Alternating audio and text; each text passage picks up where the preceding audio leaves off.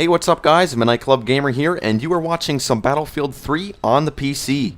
So I said I was going to post up some more PlayStation gameplay, but I hopped on to the PC last night and did some gaming with my friend John, and we managed to get a really nice round of tank gameplay on Tehran Highway, as you see here, and I couldn't pass up the opportunity.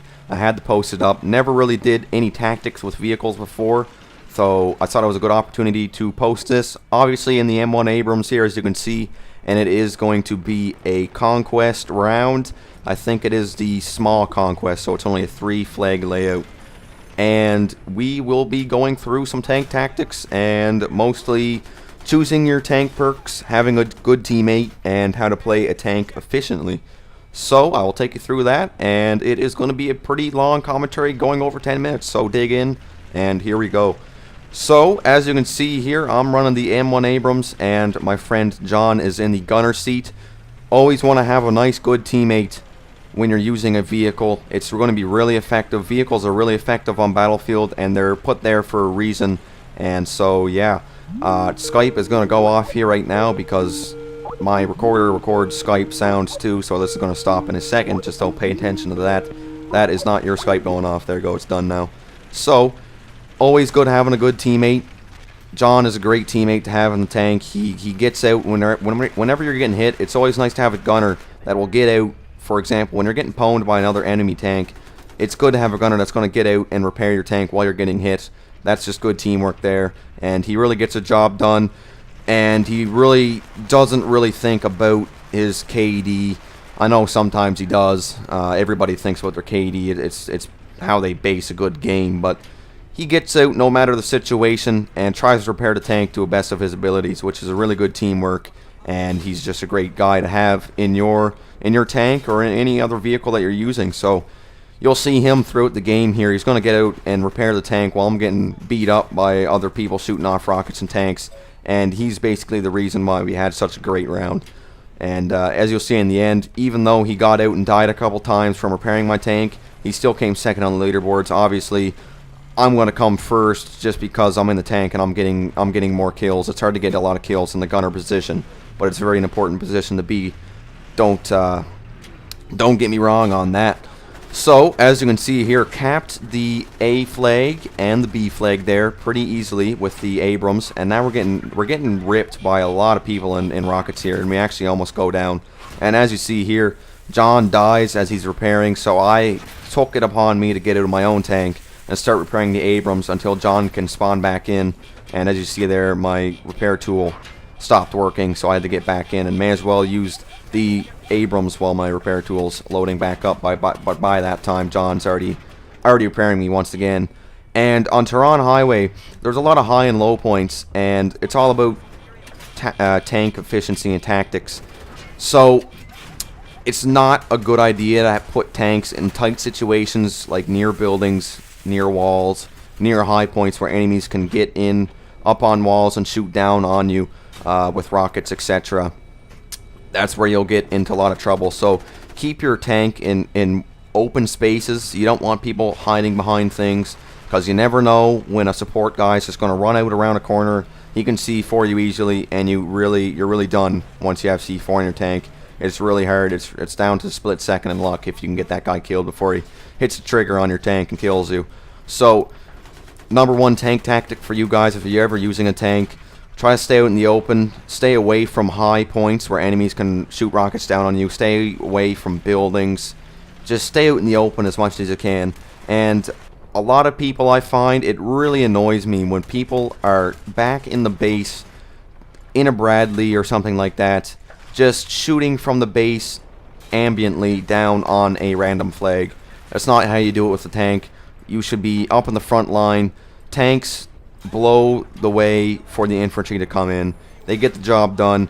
They destroy enemy infantry with ease, and they also take out enemy vehicles a lot easier than a infantry unit on the ground. So tanks are they're big hitters, and as you see here, I'm going around the map, me and John, and we are just devastating the whole other team. And we do get a 3 cap here, so I don't like 3 capping, but what can you do? The other team, they're just not ready for tank warfare. So I was on top of the tanks coming at me, and the people shooting rockets at me. In Battlefield Bad Company 2, I used to love to use the Abrams and the tanks. That's the first thing I got the platinum on, so I'm pretty efficient with tanks. I don't really have a lot of tank kills on Battlefield 3. I don't know why. I don't really think of tanks and vehicles anymore in Battlefield 3. It's just how I operate now, but when I do get into a tank, it can be pretty devastating.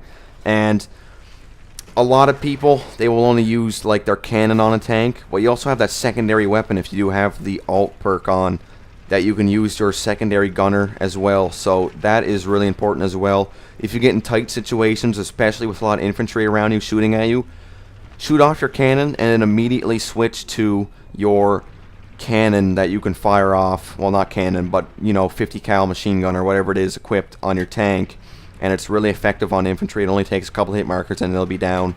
And it's really devastating mixed with your machine gun and a top gunner machine gun. It does a lot of work on infantry. So as you can see here, still 3-capping them. They're bringing in tanks, trying to take me down, but John's out in the back there repairing me. And right here, I missed this tank a couple times, so he gets some good hits on me. But John's in the back there repairing, and it's just no match. And I get an assist there. I think one of our teammates blows it up. But now, as you can see down in the bottom left-hand corner, they are capturing A and B right now. So this is where it's time to kick into action. A blueberry gets into my tank in my gunner position, which really ticks me off. I hate when blueberries take the position of somebody else that was already in the tank, and they're obviously just out to repair the tank. It's just a really stupid, selfish move. If you're ever an infantry person and there's people doing work in a tank and they're getting a job done and somebody's out repairing it because they just got out to repair their own tank, don't steal their tank. Let them have it, for goodness sakes. You're going to have ample opportunity to get into another vehicle at some point. I mean, it's Battlefield 3. There's vehicles everywhere. So just wait your turn and don't tick off somebody else. That just really aggravates me when people do that. They did it in Bad Company too, and it was really annoying. But whatever. So as you can see here, I was going to go up that main entrance there to go get A again. But I looked at it, and there was a lot of high points, very closed in area.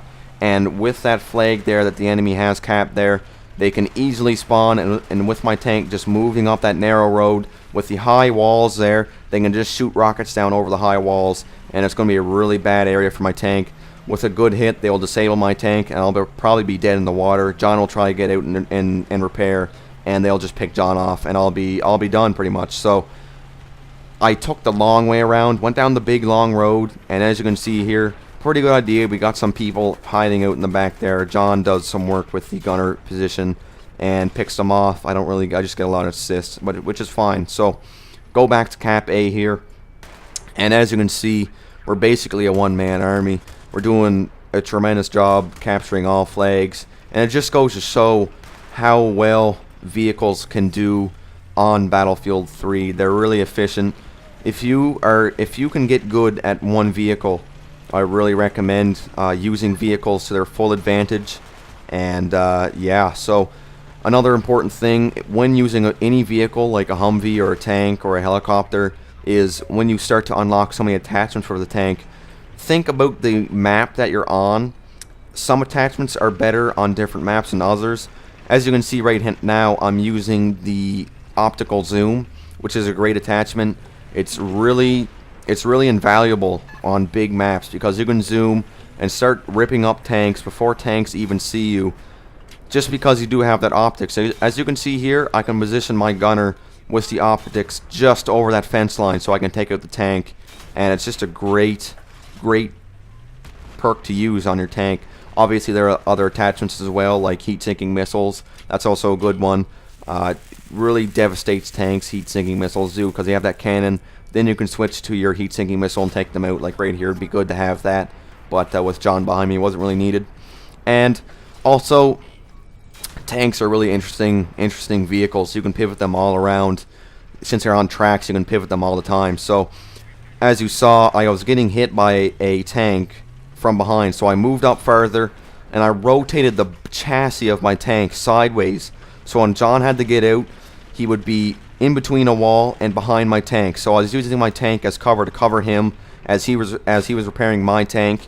Always good to keep your teammate in mind. Your teammate's doing a lot for you, so always try to defend your teammate as best as you can. Means you're out repairing your tank. Position your tank so they have the best wall of steel in front of them while they're repairing. And you always got to think about your teammates. So rotating that chassis was a really good way of trying to make John as safe as possible when he was repairing my tank. And right here, they're capping C, not really important. The tickets are getting down. John gets to repair for no reason at all. Actually, we're at 100%, but whatever he wants to do, he just likes getting those repair points. And I get the final kill in the Abrams there, just cleaning up some people that were down the road. So you can see, pretty good round. Me and John are actually on top of the leaderboard. We got MVP and he got MVP too. As you see there, 16-0, so it's pretty good. John didn't go flawless, but he was really probably the most important player of the game, actually. I was just gunning people. He was actually doing all the work repairing, so he was actually the most valuable player of the game, in my opinion. I wouldn't be alive with that score without him repairing my tank, so great player. And yeah, hopefully you learned something there. It was a really enjoyable game to play, and hopefully you enjoyed some vehicle tactics. If you want me to do some more vehicles, like, I don't know, a different style of tank, or a light tank, LAV or something, put down in the comments below what your favorite vehicle attachment is. That'll be it for me, guys. Hopefully you enjoyed the video, and we'll be back later. Take it easy. Talk soon.